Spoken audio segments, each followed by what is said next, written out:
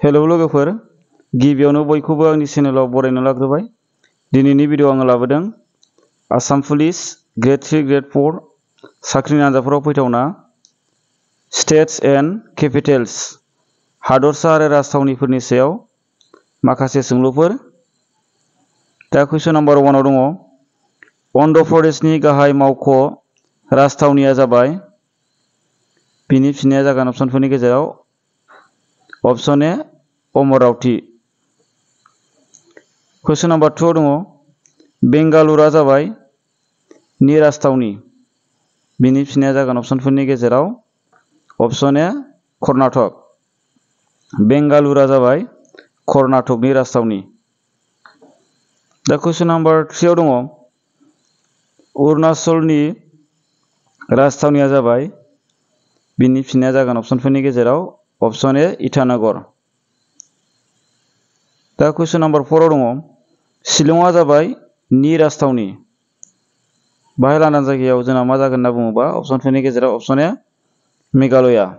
शिलंआ जाबाय मेघालयानि राजथावनि। दा क्वेश्चन नम्बर 5 दङ नागालेण्डनि राजथावनिया मा? बिनि फिननाया जागोन अपसनफोरनि गेजेराव option A Kohima. Question number 6 दङ मिजोरामनि राजथावनिनि जादों। बिनि फिननाया जागोन अपसनफोरनि गेजेराव ऑप्शन ए आइजल। दा क्वेश्चन नम्बर 7 दङ इम्फलआ नि राजथावनि। बाहाय लांदां जायगायाव जागोन अपसनफोरनि गेजेराव ऑप्शन ए मणिपुर। इम्फलआ जाबाय मणिपुरनि राजथावनि। दा क्वेश्चन नम्बर 8 दङ सिक्किमनि राजथावनिया मा? बिनि फिननाया जागोन अपसनफोरनि गेजेराव ऑप्शन ए गेंटक।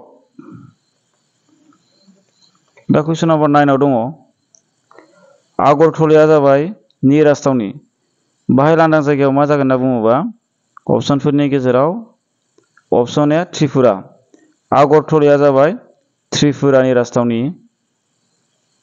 दा क्वेश्चन नम्बर 10 दङ बेंगालुरुआ बबेनि राजथावनि? बिनि फिननाया जागोन अपसनफोरनि गेजेराव ऑप्शन ए कर्नाटक।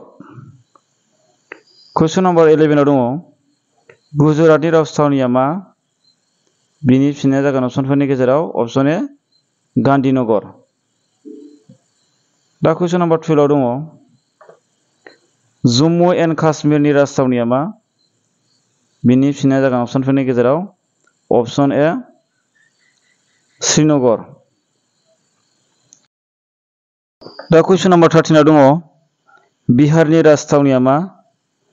बिनि फिननाया जागोन अपसनफोरनि गेजेराव ऑप्शन ए पाटना।